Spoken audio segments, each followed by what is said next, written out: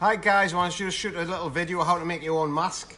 It's like Blue Peter. Remember watching Blue Peter as a kid when they used to make things? So get a pop bottle like that, normal 2 litre pop bottle. Then what you do is you actually cut off the top, cut off the bottom, and then basically then you've got a mask.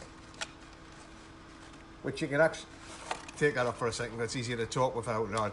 So what you can do is actually just get a paper punch on the side, put it there, put a bit there, and then actually a bit of string which will actually fit across your ears.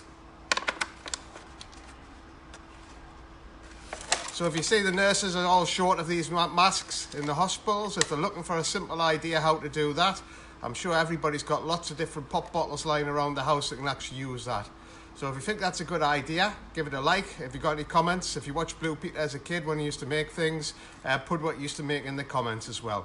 Anyway, have a great day. Everybody stay safe, and I'll speak to you soon. Make sure you subscribe if you're watching this online.